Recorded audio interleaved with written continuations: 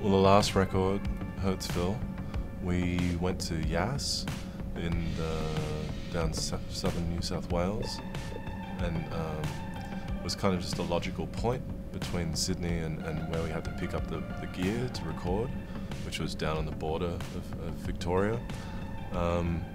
And I kind of wanted to get a small place, but the best place we could get was like a castle. Basically, it was kind of a castle because it had a central atrium and wings coming off that.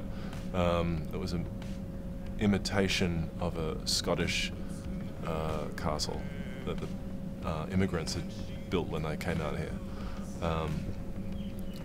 And there was we recorded mainly in the massive atrium, and that influenced the sound because we were recording things at great distance and with, lots of different microphones everywhere and picking up whole, guitars would have 6 mics on each thing. And the drums, like kick drums, we had like weird room mics at the top of the stairwell and it was chaos. And it was fun, but I think for this record we just wanted to focus on very close sounds, and we recorded it at Kim's house, and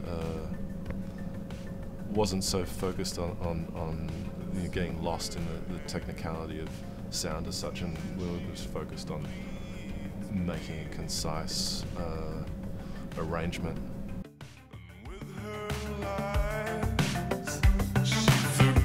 My mistakes.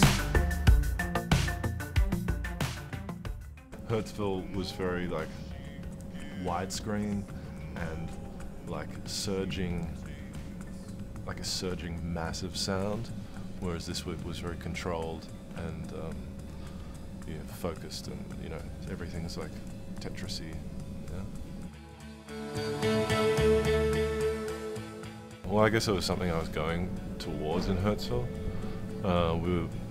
We were making predominantly guitar music, but then in the end we had to sort of layer synths under it to sort of help it stand up, and then with this one we sort of started at that end and then added guitars afterwards, because figured out the construction of things is you don't want to get to a mix and got like the rhythm section doesn't work or something, and then you spend all your time trying to push that together, whereas this was it's just like building a house.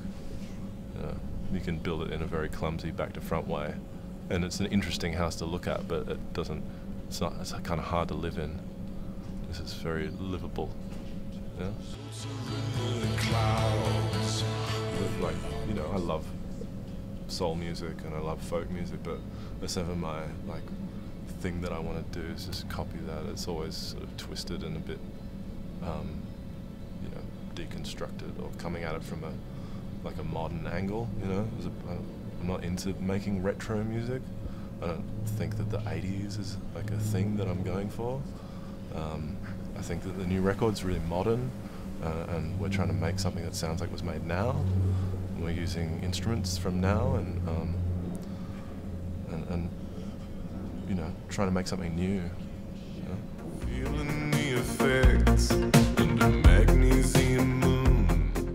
You have a back catalogue of things in your head, and when you write, you think certain things come out in a certain way, and then you edit it and put it to music, and I find just repetition in music sort of draws things out that you don't really ever think about that much. It's just like getting into this sort of meditative state. It's sort of, you hit with an idea and then you write it down, and eventually somehow it comes out later down the line. Anytime I've thought to write about something in particular, it's always a waste of time. Well, we'll go there and we'll do shows, and hopefully people will be delighted by our shows, and then they'll want to go to more shows, and then we'll slowly work our way up the American mid-level band system, and play Madison Square Garden or something.